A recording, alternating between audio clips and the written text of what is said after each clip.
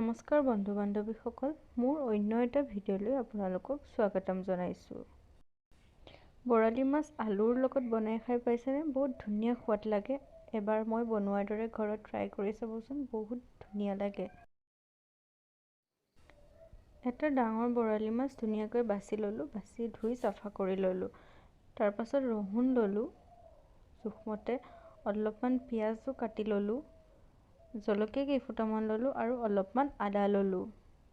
আদাখিনি ধুনীয়াকৈ বাকলি গুচাই চাফা কৰি ধুই ল'লোঁ। ধুনীয়াকৈ গোটেইখিনি ৰেডি কৰি ল'লোঁ। দেখিছেই ধুনীয়াকৈ ৰহুন, পিঁয়াজ, জলকীয়া আৰু আদা ধুনীয়াকৈ ৰেডি কৰি ল'লোঁ।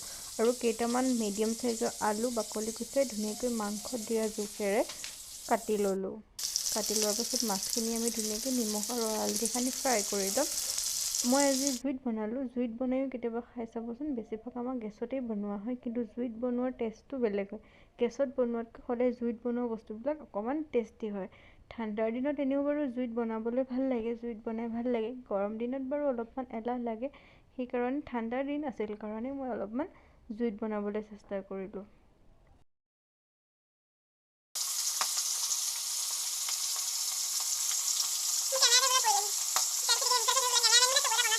মাছখিনি ধুনীয়াকৈ ফ্ৰাই হৈ গ'ল। মাছখিনি ফ্ৰাই হৈ যোৱাৰ পাছত আমি এতিয়া আলুখিনি তৈয়াৰ কৰিম। আলুখিনি আমি ধুনীয়াকৈ ভাজি ল'ম। প্ৰথমতে আমি তেলত পিঁয়াজখিনি দিম। মাংসৰ কাৰণে যেনেকৈ বনোৱা হয় ঠিক তেনেদৰে আদা নহৰু ধুনীয়াকৈ বটি লৈছিলোঁ আৰু পিঁয়াজখিনিও আমি কাটি লৈছিলোঁ। এনেকৈ আমি সেই মাছ ভজা কেৰাহীটোতো তেল থাকিবই অলৰেডি, সেই তেলখিনিতে আমি ধুনীয়াকৈ পিঁয়াজখিনি দি তাতে আলুখিনি দি লৈ আলুখিনি ফ্ৰাই কৰি থাকিম। তাৰপাছত আমি ইয়াত সোৱাদ অনুসৰি নিমখ দিম। নিমখ দি পেলাই গোটেইখিনি ধুনীয়াকৈ মিলাই দিম, যাতে নিমখখিনি চবতে সোমাই যায় আৰু ধুনীয়া সোৱাদ আহে। তাৰপাছত নিমখ দি হোৱাৰ পাছত আমি ধুনীয়াকৈ হালধি অলপমান দিম।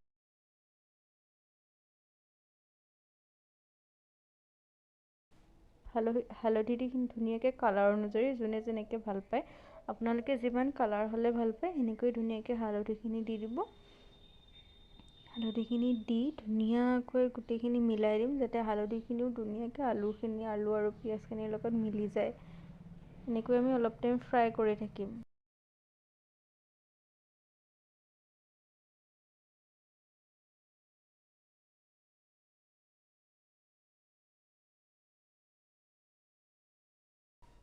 ধুনীয়াকৈ আমি ইয়াত জিৰা পাউডাৰ, মাংসত যি যি মছলা দিয়া হয় আপুনি সেই গোটেইবোৰ দিব পাৰিব। দিলে মাংসৰ সোৱাদটো আহিব, ভাল লাগে।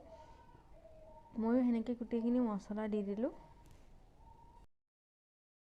কেঁচা জলকীয়া অলপমান কাটি লৈছিলোঁ যে সেইখিনি এতিয়াহে দিলোঁ। মই বাৰু দিব পাহৰি গৈছিলোঁ কাৰণে এতিয়া দিলোঁ। আপোনালোকে ধুনীয়াকৈ পিঁয়াজখিনি দি দিওঁতে তেতিয়াও দিব পাৰিব।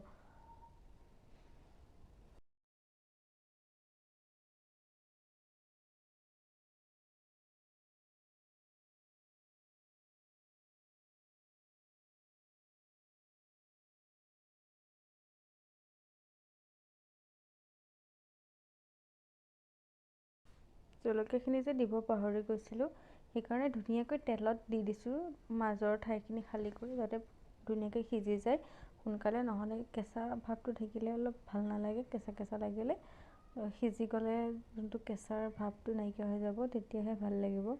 এনেকৈ ভাজি ল'লোঁ। আলুখিনি ধুনীয়াকৈ সিজালৈকে ভাজি ল'ম।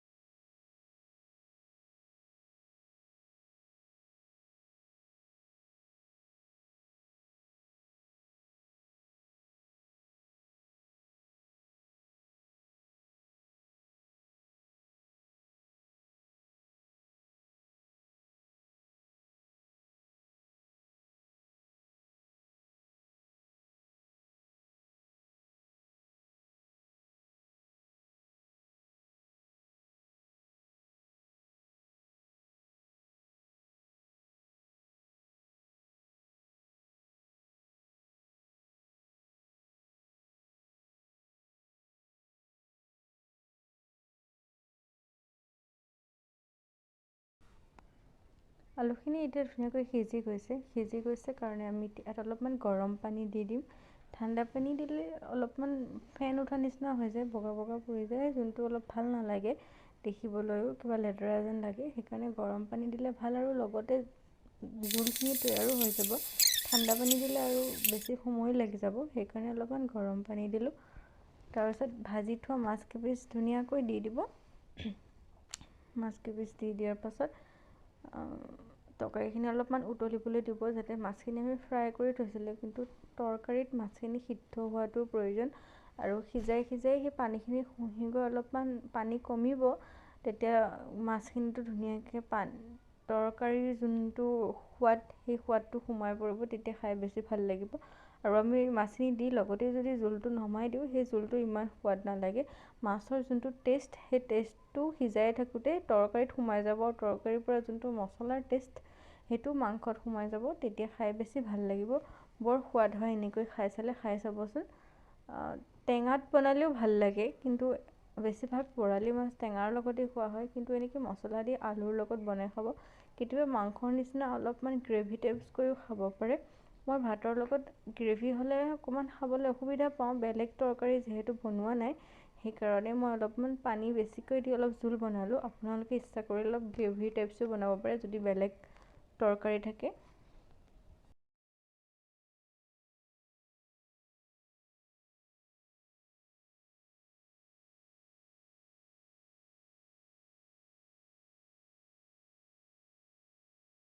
এতিয়া আমাৰ বৰালি মাছ আৰু আলুৰ জোল তৈয়াৰ হৈ গ'ল। ধুনীয়াকৈ আমি দি দিছোঁ, এইখিনি টেঙাৰ আছিলে, অলপমান টেঙাৰ জোলো বনোৱা গৈছিলে, আৰু বৰালি মাছ আৰু আলুৰ লগতো বনোৱা গৈছিলে।